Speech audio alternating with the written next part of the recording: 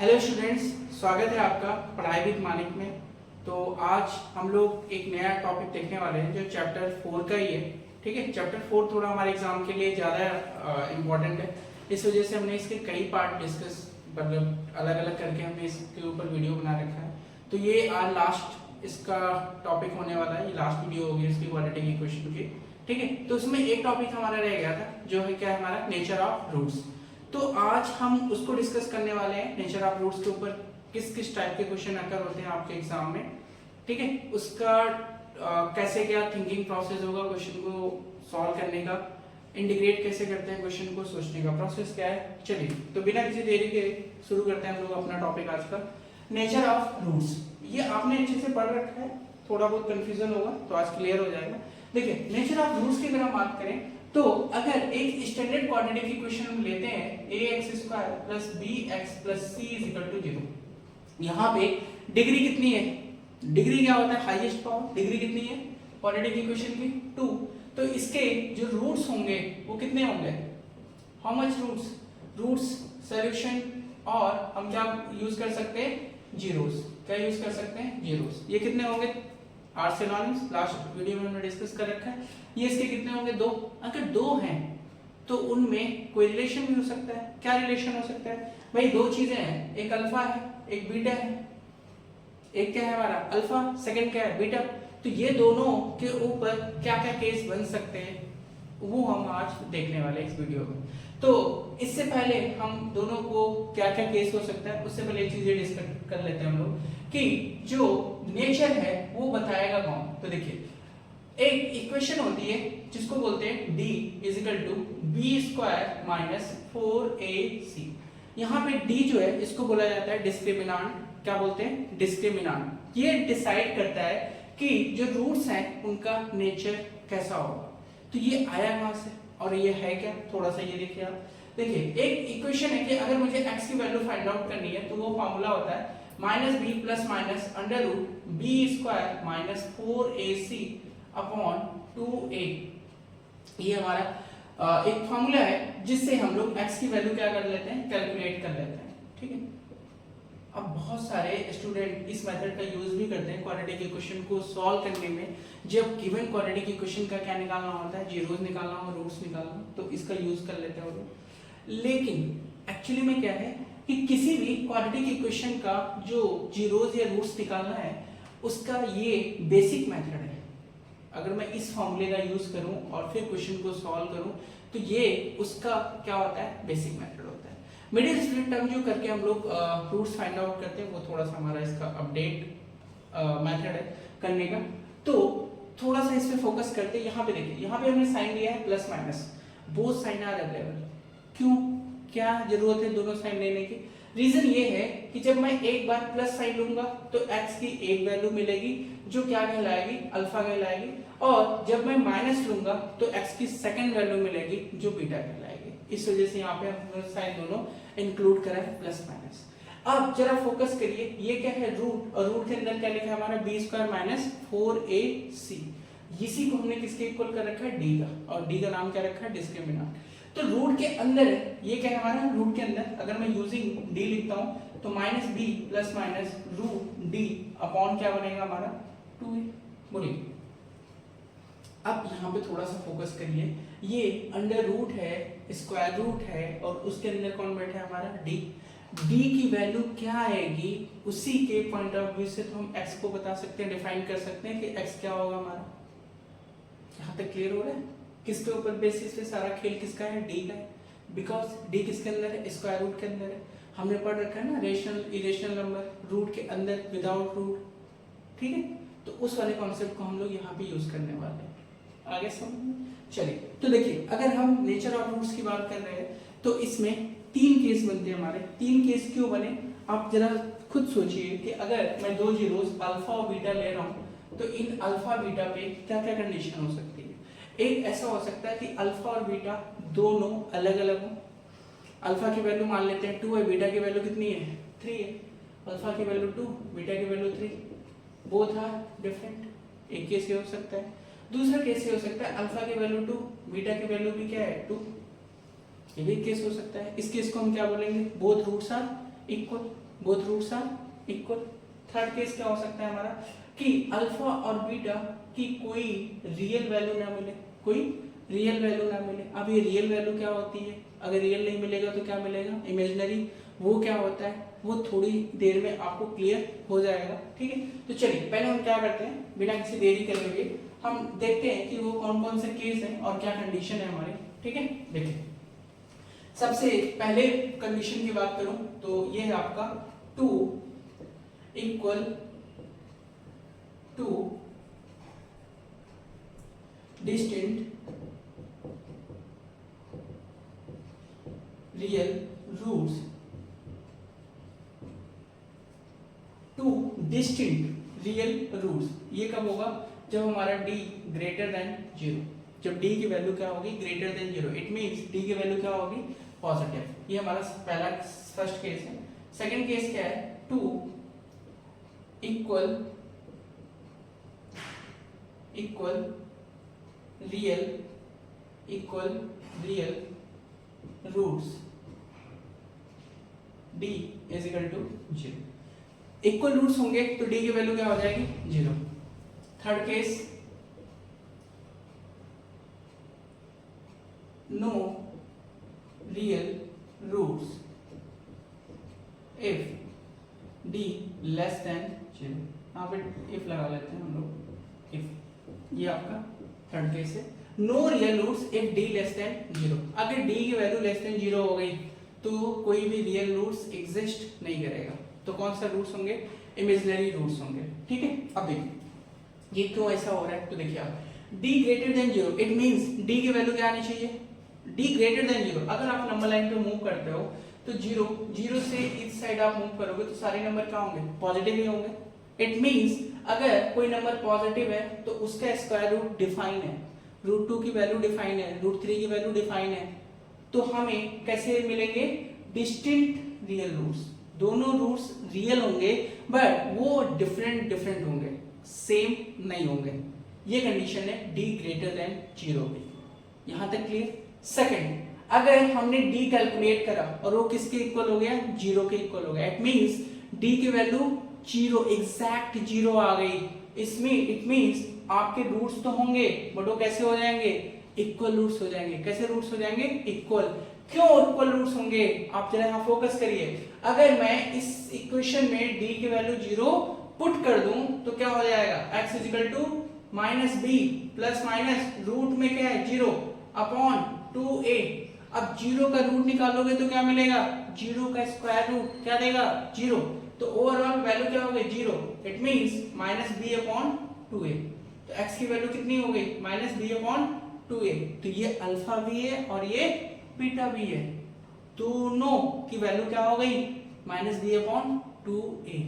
कभी कभी पूछ लेते हैं एग्जाम में कि स्टैंडर्ड में कि अगर d की वैल्यू 0 या इक्वल रूट्स है तो बताइए x की वैल्यू क्या होगी। दोनों ऑप्शन में क्या आएगा, अल्फा बीटा दोनों क्या होंगे -b upon 2a comma -b upon 2a। यहां तक तो कोई डाउट नहीं है। प्रॉब्लम थर्ड में आई। थर्ड में क्या आई, d लेस देन 0 हो गया।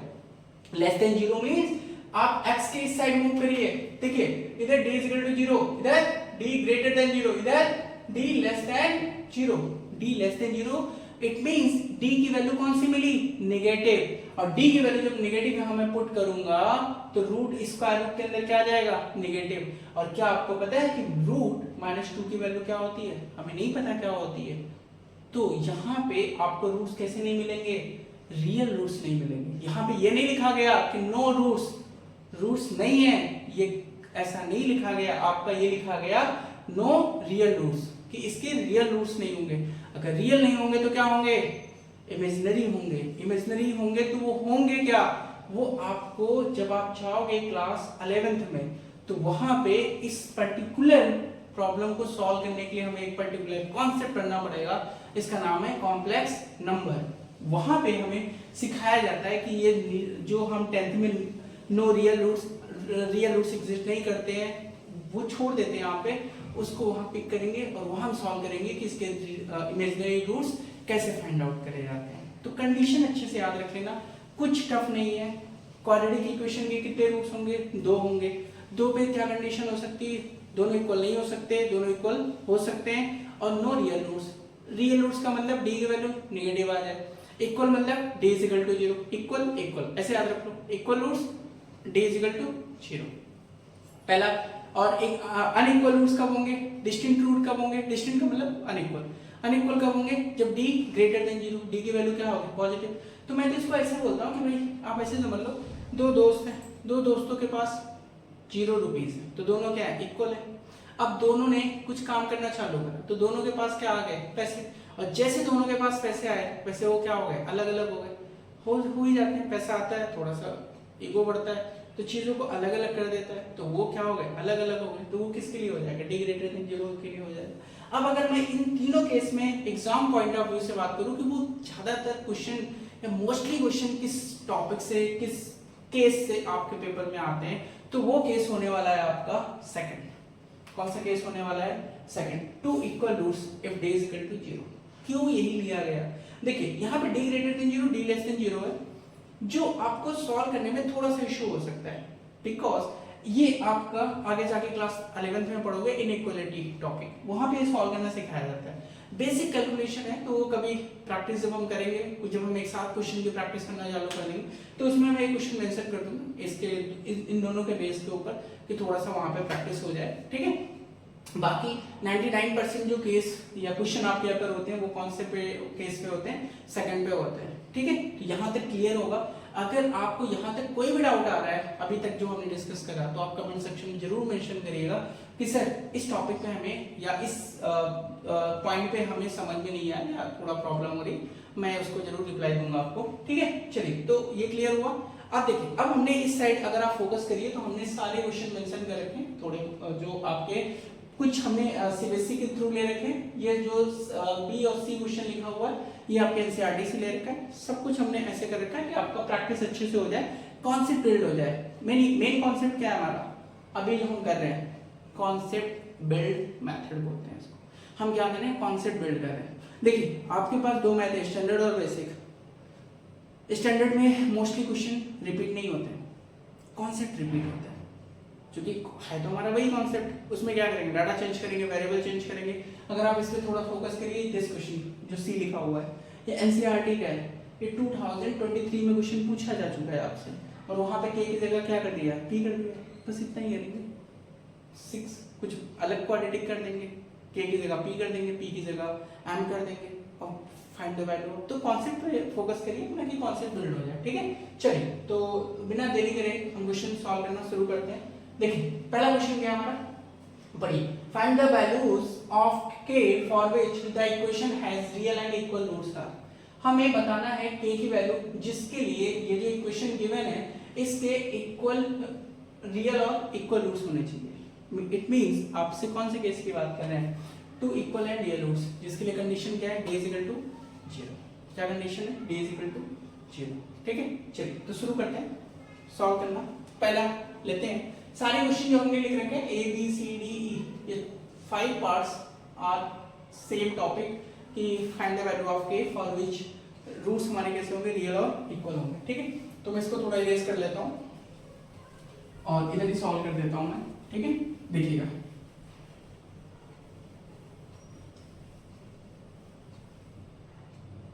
देखिए पहले ए पार्ट लेते हैं हम लोग। ए पार्ट में जो इक्वेशन है उसको कॉपी करते हैं, ठीक है। क्या है आपका 2x² - kx + 1 = 0।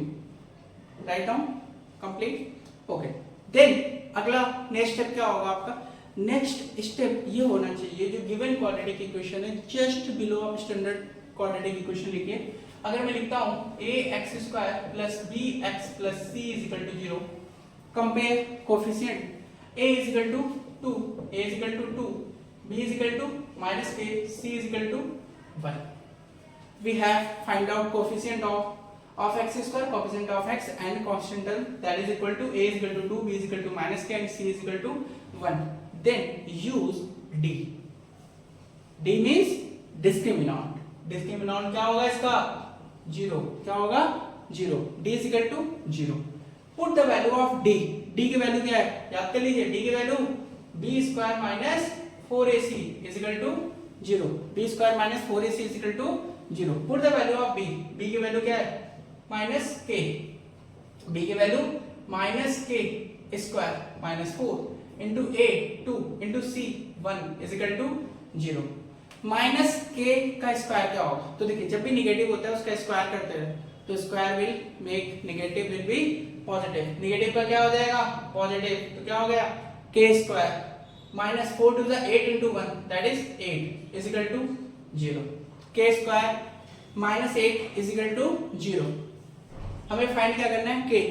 Move 8 LHS from RHS, इस साइड ले जाइए। K square is equal to minus 8 इधर जाके क्या हो जाएगा? प्लस का 8, then k is equal to plus minus root 8। यहाँ पे ये थोड़ा सा फोकस रखिएगा कि particular this type of question यहाँ पे के की वैल्यू फाइंड आउट करना है या कोई भी अननोन की वैल्यू आप फाइंड कर लो और वो स्क्वायर में आकर हो रहा है। किसमें हो रहा है? स्क्वायर में। जैसे for example k square p square और फिर आप स्क्वायर रिमूव कर दो, taking square root on both side, always put plus minus. There is a blunder mistake by student in the examination. बहुत ज्यादा मिस्टेक होती है बच्चों से। Be focused. k is equal to plus minus root 8, यहाँ पे आपको साइन यूज करना है। ओके, अब देखिए 8 परफेक्ट स्क्वायर तो है नहीं, हाँ, बट इसको मैं कैसे लिख सकता हूँ ये भी आप कर सकते हो। यहाँ पे देखिए प्लस माइनस 8 को मैं लिख सकता हूँ 4 इंटू 2। क्या लिख सकता हूँ? 4 into 2। Then we know that 4 is a perfect square and जो बाहर आके किसका स्क्वायर है? 2 का स्क्वायर, तो बाहर कितना आ जाएगा? हमारा 2 आ जाएगा। तो प्लस माइनस 2 रूट 2, के की वैल्यू कितनी आ गई? Plus minus 2 root 2। और यहाँ पे क्वेश्चन हमारा कंप्लीट हो गया। ये हमारा क्या है? Final answer. तो आई होप आपका कॉन्सेप्ट कुछ बिल्ड हुआ होगा, क्लियर हुआ होगा। गिवन क्वाड्रेटिक इक्वेशन के नीचे क्या लिखिए? स्टैंडर्ड इक्वेशन लिखिए, कोएफिशिएंट कंपेयर करिए, डी की वैल्यू 0 कर दीजिए, डिस्क्रिमिनेंट की वैल्यू क्या करिए? 0 करिए, b square minus 4ac is equal to 0, d की वैल्यू पुट करिए, फिर आप ए बी सी इन सब की वैल्यू पुट कर दीजिए, सॉल्व कर लीजिए। मेन कंसर्न क्या होना चाहिए हमारा कि अगर यहाँ के स्क्वायर है तो के की वैल्यू निकालते समय यहाँ पे हमेशा क्या लगाना है? आपको प्लस माइनस लगाना है, बस इतना मेन क्वेश्चन है आपका। फिर आपका पूरा क्वेश्चन सॉल्व हो जाएगा। ठीक है, चलिए तो मूव करते हैं अपने नेक्स्ट क्वेश्चन की तरफ। नेक्स्ट पार्ट जो हमारा है क्या है? वही सेम टॉपिक, क्वेश्चन वही हमारा। इक्वेशन चेंज करी हमने, इक्वेशन इस वजह से डिफरेंट ले ली क्योंकि आपकी प्रैक्टिस हो जाए। इसमें क्या बोला? 2x square plus kx plus 3 equal to 0, ये दे रखा है। फाइनली क्या करना है कि सिचुएशन क्या है? सेम है। ठीक है, चलिए तो मैं थोड़ा सा इरेज कर लेता हूँ इसको और फिर यही सॉल्व करते हैं हम लोग। देखिए क्वेश्चन मैंने एक साथ ले लिया आज, बिकॉज बार बार क्वेश्चन लिखने में थोड़ा सा टाइम का वेस्टेज होता है, तो एक साथ कर लेते हैं। सोल्यूशन आप नोट कर लीजिएगा पॉज करके, फिर अगला देख लीजिएगा। ठीक है, बी पार्ट क्या दे रखा है हमारा? 2x square plus kx plus 3 is equal to 0। Same concept, right down standard equation. अब मेरे साथ करिए इसको, आप कॉपी पेन लेके आप साथ करिए। देखिए आपने कहाँ पे कुछ मिस्टेक करी, आपका आंसर सही है, आप साथ साथ कर सकते हैं। a की वैल्यू कितनी हो जाएगी? 2, b की वैल्यू k, c की वैल्यू 3। a की वैल्यू कितनी आई? 2, b की k और c की 3। Put d is equal to 0, real और इक्वल रूट से तो d की वैल्यू 0। d क्या है?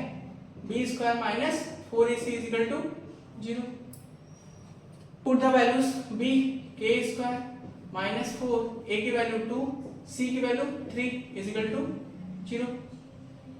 Then again solve it, k square 4 to the 8 3 the 24 is equal to 0। 4 to the 8 3 the 24 is equal to 0। k 24 move this side, k square is equal to 24, k is equal to, बताइए k is equal to कितना लिखूं? सोचिए, k is equal to plus minus, very good, plus minus root 24, plus minus root 24। ठीक है, अब देखिए k is equal to, फिर देखिए 24 किसी का फैक्टर है जो कोई ऐसा फैक्टर लेके आइए जिसमें कोई एक टर्म हमारा बाहर आ जाए। तो मुझे पता है 6 इंटू 4, 6 इंटू 4 क्या लिख सकता हूँ इसको? 6 इंटू 4। अच्छा ये स्टेप आप दिखा भी सकते हो, नहीं तो आप हाइड भी कर सकते हो, डायरेक्ट अगला स्टेप लिख सकते हो। प्लस माइनस 6 और 4 कौन मूव करेगा बाहर? कौन परफेक्ट स्क्वायर? 4 किसका? 2 का, तो बाहर क्या लिख लें? 2, दैट इज रूट 6। तो k की वैल्यू क्या आ गई हमारी? Plus minus 2 root 6, that is our answer. ये हमारा क्या है? आंसर। तो किसका किसका सही है कमेंट सेक्शन में जरूर बताइएगा, जिसने हमारे साथ सॉल्व करा है। किससे क्या मिस्टेक हुई वो भी मेंशन कर सकते हो आप कि हमने सर यहाँ पे मिस्टेक करी थी। आई होप अब पूरा आपका क्लियर हो गया होगा कि हाँ सर कैसे करना होता है। इसीलिए मैंने इसके कई पार्ट लिए हुए हैं जिससे कि आपका पूरा प्रैक्टिस भी हो जाए कि हाँ क्वेश्चन सॉल्व कैसे होता है। ठीक है, चलिए तो ये तो हमारा कंप्लीट हो गया बी पार्ट। अब मूव करते हैं हम लोग अपने किस में, सी पार्ट में। सी पार्ट में हमने क्या ले रखा है, सेम क्वेश्चन के x minus 2 plus 6 is equal to 0। B and C ये एनसीईआरटी से क्वेश्चन मैंने लिया है। सी क्वेश्चन आपके पेपर में आ चुका है 2023 में, आप एक बार देख सकते हैं, वहां से मैच कर सकते हैं। वहां पे के को रिप्लेस कर दिया था पी से, find the value of P पूछा था। ठीक है, ओके चलिए देखिए कैसे सॉल्व होगा। देखिए हम सबसे पहले क्या करेंगे, गिवन क्वालिटी की क्वेश्चन को पिक कर लेंगे। उससे पहले मैं इरेज कर लेता हूँ, आपने नोट कर लिया होगा।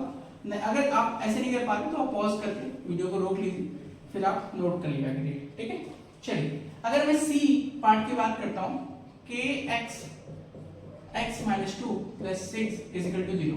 इस क्वेश्चन और ए और बी में क्या डिफरेंस है आपका, इस पार्ट में आपको एग्जामिनर ने क्वेश्चन पूरा क्वालिटी की क्वेश्चन के फॉर्म में नहीं दिया। वो चाहता है कि आप पहले इसका क्वालिटी की क्वेश्चन के स्टैंडर्ड के फॉर्म में कन्वर्ट करो, देन कंपेयर करो, then find the value of k. आपसे थोड़ी और मेहनत करवाना चाहता है, वो थोड़ी सी और मेहनत करवाना चाहता है, तो हम लोग कर सकते हैं, कोई प्रॉब्लम नहीं। हमें पता है कि एक्स कहाँ बैठा है, बाहर, इसको क्या करें, मूव इन कर लें, अंदर ले जाएं, तो क्या हो जाएगा के एक्स इंटू एक्स, क्या हो जाएगा k x square minus k x किससे मल्टीप्लाई होगा 2 से, minus copy that is plus, तो माइनस ही होगा 2 into k x, 2kx plus 6 is equal to 0। आपको सॉल्व हो सकता है नहीं, तो यही हमारी क्या होगा standard quadratic equation. Right down standard quadratic equation and compare. We find a is equal to k, b is equal to minus 2k, c is equal to 6।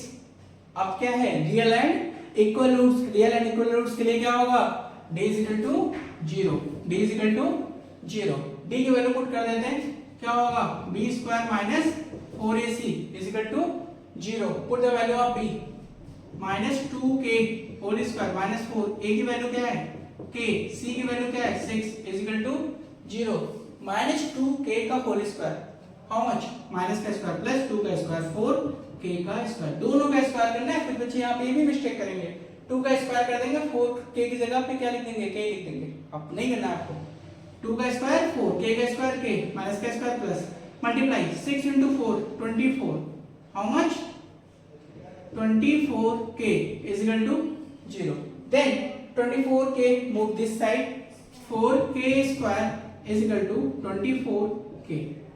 यहां तक क्लियर।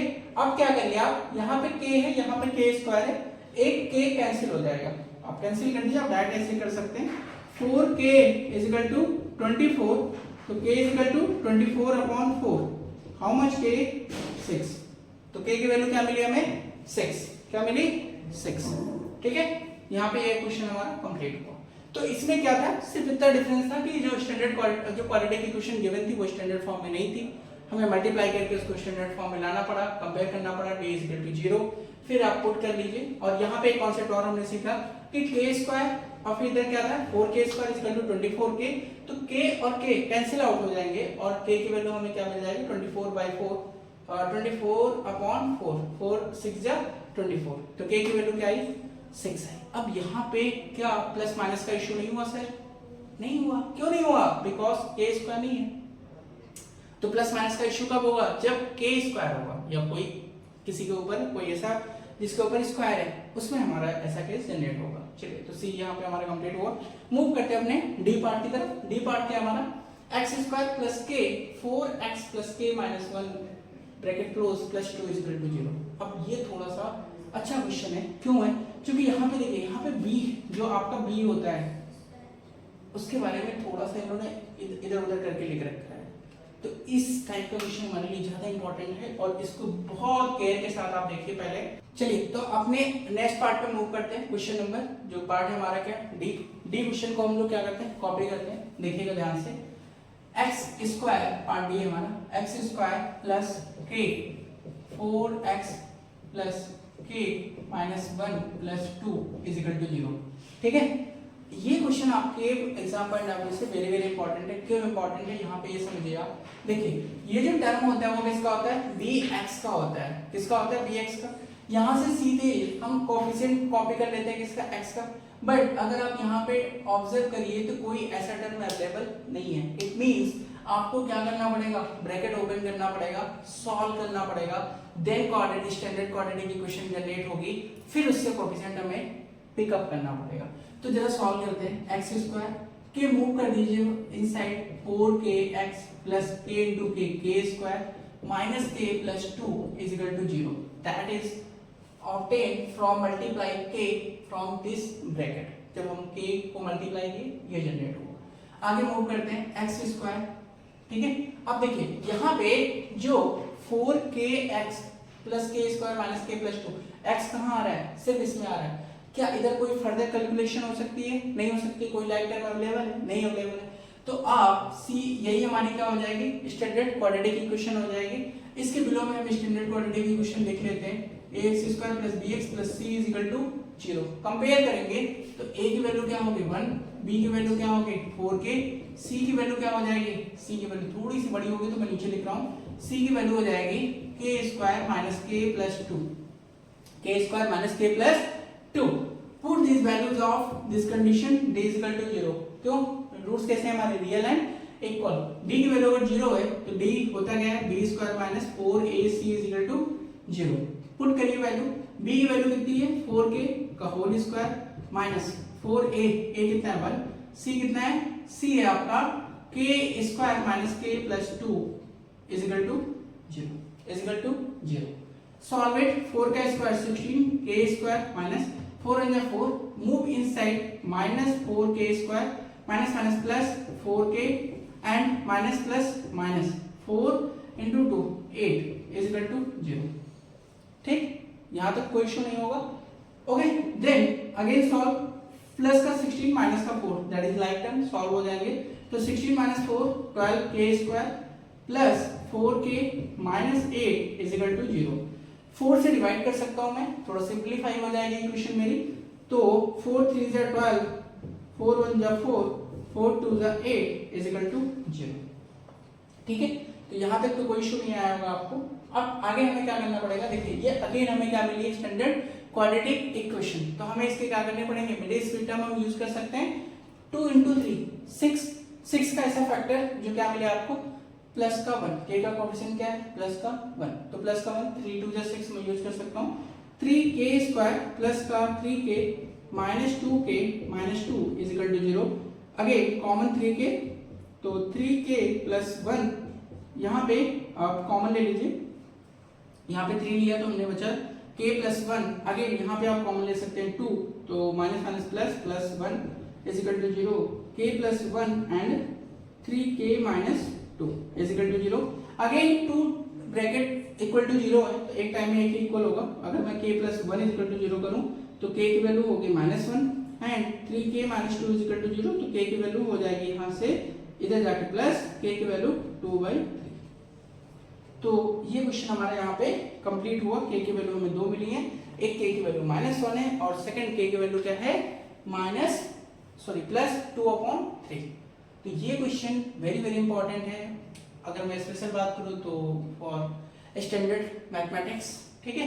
क्यों इंपॉर्टेंट होगा, क्योंकि आप देख ही रहे हो कि पहले तो ब्रैकेट ओपन करना है, स्टैंडर्ड लेना है, फिर जब हम इसको d इज इक्वल टू 0 में पुट कर रहे हैं, फिर इस कंडीशन लगा रहे हैं, तो अगेन हमें क्वाड्रेटिक इक्वेशन मिलेगी और उस क्वाड्रेटिक इक्वेशन को सॉल्व करके देन अगेन k की वैल्यू मिल जाएगी। इससे पहले हमने जो a पार्ट करा, b करा, c करा, उसमें ऐसा केस नहीं था। उसमें हमें इसी स्टेप पे k की वैल्यू फाइंड आउट हो जाती थी, हमें कोई क्वाड्रेटिक इक्वेशन नहीं मिलते थे और हमें सॉल्व करने की रिक्वायरमेंट नहीं होती थी। ठीक है, चलिए तो मूव करते हैं अपने अगले पार्ट पे, जो हमारा क्वेश्चन कौन सा पार्ट है, ई पार्ट, सेम टॉपिक। इसमें भी हमें क्या करना है, find the value of k अगर रूट्स कैसे हमारे इक्वल और रियल। तो नोट डाउन करिए, आप भी थोड़ा सा ट्राई करिए, आप वीडियो को पॉज करके एक बार सॉल्व कर लीजिए, फिर हमारे साथ आंसर मैच कर लीजिए। और अगर कोई स्टेप पे मिस्टेक हुई है तो वो भी आप कर सकते हैं मैच कि हाँ इसी स्टेप पे हम गलत हुए थे या सही है हमारा। अगर आपने कंप्लीट सॉल्व करा दैट इज वेरी गुड, बहुत अच्छा, आप सही डायरेक्शन में जा रहे हैं। ठीक है, चलिए देखिए क्वाड्रेटिक इक्वेशन क्या है 9x² plus 6kx plus 4 is equal to 0। यहाँ पे हमें ax² plus bx plus c direct equation दे रखी है, आप कंपेयर कर लीजिए ax² plus bx plus c is equal to 0। a की वैल्यू क्या होगी 9, b की वैल्यू 6k, c की वैल्यू 4, c की वैल्यू 4। कोई डाउट नहीं। Full real and equal zeros है, d क्या हो जाएगा 0, d की value b² minus 4ac is equal to 0। b कितना है आपका 6k का स्क्वायर माइनस 4a की वैल्यू 9, c की वैल्यू 4, c की value 4 is equal to 0। 6k का स्क्वायर 36k स्क्वायर माइनस, यहाँ पे इसको सॉल्व करेंगे तो कितना हो जाएगा आपका 4 और 4 कितना होता है 16 इंटू 9 कितना हो जाएगा आपका 144।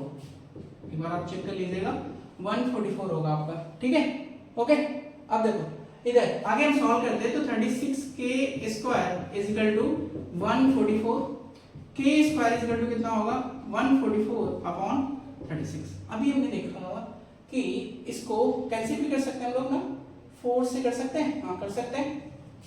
या आप कैंसिल मत करिएगा, होल्ड एक सेकंड। k स्क्वायर है, k स्क्वायर किसके इक्वल है 144 upon 36। Find the value of k निकाला है ना, वेरी गुड। ये तो परफेक्ट स्क्वायर है हमारे और हमें चाहिए वही प्लस माइनस 12 अपॉन 6, 12 अपॉन 6 कितना होगा 12 अपॉन 6, 12 का स्क्वायर 144, 6 का स्क्वायर 36। अगेन अगर आप चाहते हैं तो इसको और सिंप्लीफाई कर सकते हैं, क्योंकि 6 की टेबल में 12 आता है, प्लस माइनस 6 2 जा 12, तो हाउ मच कितना मिला हमें आंसर प्लस माइनस 2। यहाँ पे प्लस माइनस मेंशन करना रिक्वायरमेंट है हमारे लिए, कंपलसरी है, जरूरी है। अगर आपने नहीं करा तो आपका जो आंसर का मार्क्स होता है वो आपको नहीं मिलेगा, हाफ मार्क्स कट हो जाएगा आपका। यहाँ तक सही है, ठीक है। चलिए तो अब जो हमारा लास्ट क्वेश्चन बचा हुआ है, question number 2, that is very very important. ये आपका दोनों चैप्टर से बिलोंग करता है, पॉलिनोमियल से भी और क्वाड्रेटिक इक्वेशन से भी। तो सारी एनर्जी जो आपकी बची है वीडियो देखते देखते उसको इसमें लगा दीजिए। मैं सिर्फ एक क्वेश्चन मेंशन कर रहा हूँ इसका, इस टाइप का क्वेश्चन 100% है, आता ही आता है आपके पेपर में, थोड़ा अच्छे से समझिएगा। सबसे पहले मैं इरेज करता हूँ, तब तक आप क्वेश्चन रीड कर लीजिए क्या दे रखा है।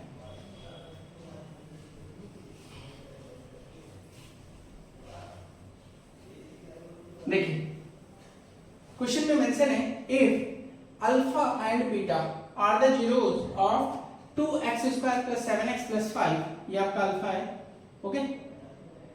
Alpha and beta are the zeros of the quadratic equation 2x² + 7x + 5, then find the quadratic equation.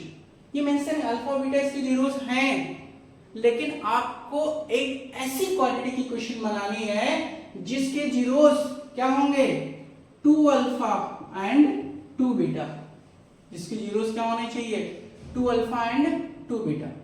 तो एक चीज ये बताइए जरा, उसका एक जीरोस क्या होगा जो हमें फाइंड करनी क्वाड्रेटिक इक्वेशन, उसका एक जीरोस क्या होगा 2 अल्फा, दूसरा इक्वेशन दूसरा जीरोस क्या होगा 2 बीटा, क्या होगा 2 बीटा। तो ये अल्फा है, ये क्या है बीटा है, अल्फा की जगह क्या है 2 अल्फा, बीटा की जगह क्या है 2 बीटा। तो एक बार जरा मुझे बताइए, एक हमारी स्टैंडर्ड इक्वेशन क्या बनेगी x² minus sum of zeros plus product of zeros is equal to 0। आप चाहें तो k मेंशन कर लीजिए, मैंने k की वैल्यू 1 ले रखी तो मेंशन नहीं करा। अब यहाँ पे देखिए जरा, ये क्या है अल्फा ही तो है, अल्फा की वैल्यू कितनी है 2 अल्फा, यहाँ पे बीटा इसकी वैल्यू कितनी है 2 बीटा इंटू x प्लस यहाँ पे alpha how much 2 alpha, beta 2 beta, beta कितना है आपका 2 बीटा इज इक्वल टू 0।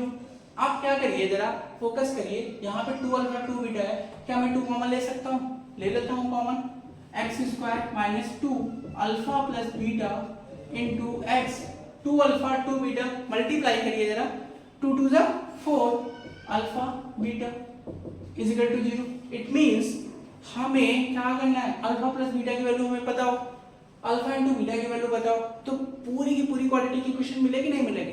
अब अल्फा और बीटा कहाँ से आएंगे, वो मेंशन है आपको इस गिवन क्वाड्रेटिक इक्वेशन से। अल्फा और बीटा इसके रूट्स आपको क्या है दे रखे हैं ना, पिक करिए जरा इक्वेशन को, 2x² + 7x + 5 is equal to 0। Compare करिए स्टैंडर्ड इक्वेशन से, ax² plus bx plus c is equal to 0। a की वैल्यू क्या मिलेगी आपको 2, b की वैल्यू 7, c की वैल्यू 5, यही तो मिलेगी। करना क्या है, अल्फा प्लस बीटा और अल्फा इंटू बीटा।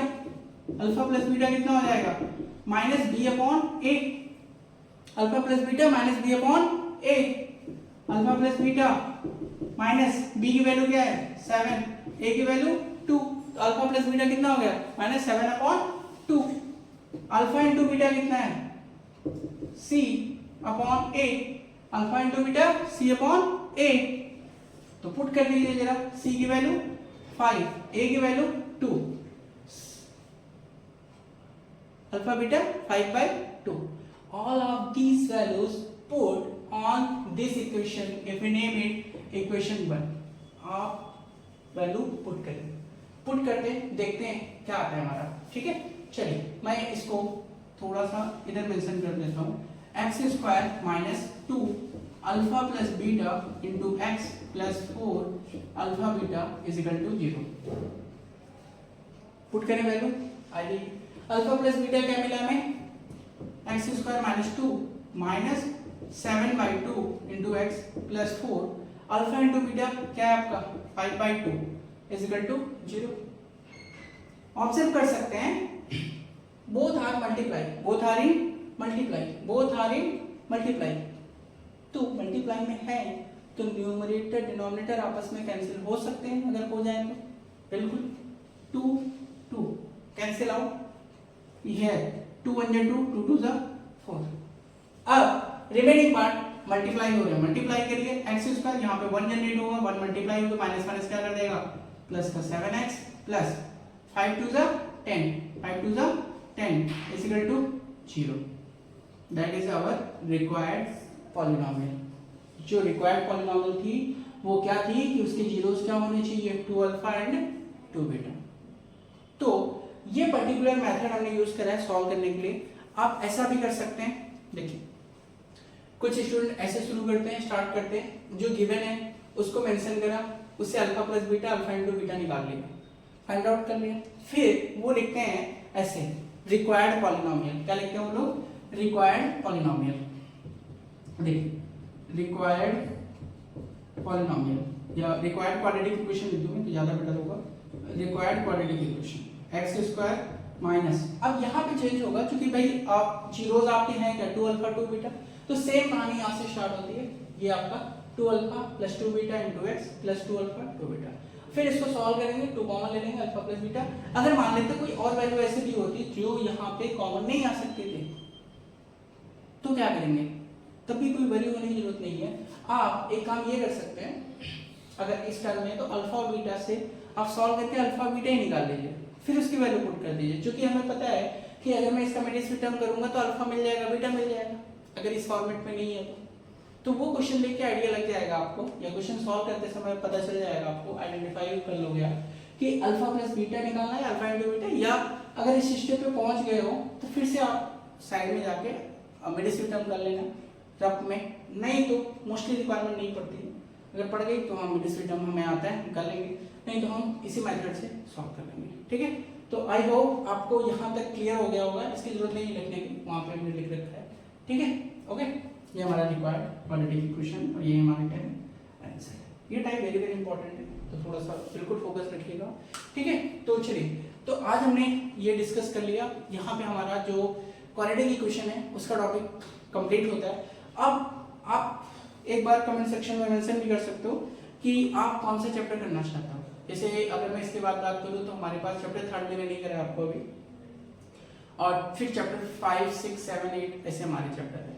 आपके एग्जाम नियर है, पास में ही है, तो एक बार आप अपना कमेंट में भी मेंशन कर सकते हो कि सर आप चैप्टर एपी आता है, 5th चैप्टर आपका अच्छे से नहीं आता है, 6 ट्रायंगल है आपका, 7 कोऑर्डिनेट ज्योमेट्री है। अच्छा, अगर मैं आपको सजेस्ट करूं पर्सनली पॉइंट ऑफ व्यू से कि आप जो आपके अपकमिंग एग्जाम है हाफ ईयरली है, या अभी जैसे अगर मैं कैटेगरी फिक्स करूं कि चैप्टर 1 to 9 में आपको कौन से चैप्टर ऐसे हैं जो इजी हैं और इजीली आप स्कोर कर सकते हो, तो वो आपका चैप्टर 1 होगा, चैप्टर 2 है, चैप्टर 3 है, 4 है, 5 है, 7 है, 8 है, 9 है।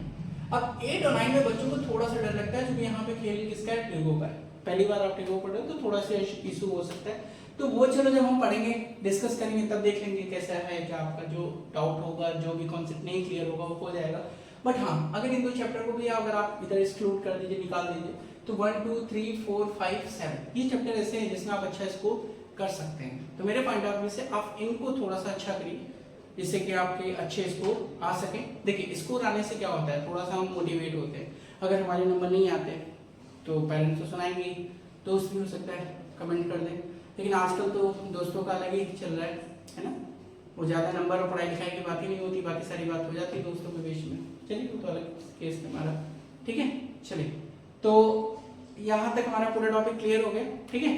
तो इसके बाद आप एक बार अगर आप सजेशन देना चाहते हैं कौन सा चैप्टर है तो बता दीजिएगा, उसके हिसाब से चलेंगे, नहीं तो मैं एपी शुरू करूंगा, बाकी आपका जैसे रिस्पॉन्स होगा उसके अकॉर्डिंग कर लेंगे, ठीक है। तो पढ़ते रहिए, करते रहिए प्रैक्टिस, मिलते हैं अगले वीडियो में, तब तक के लिए जय हिंद जय भारत।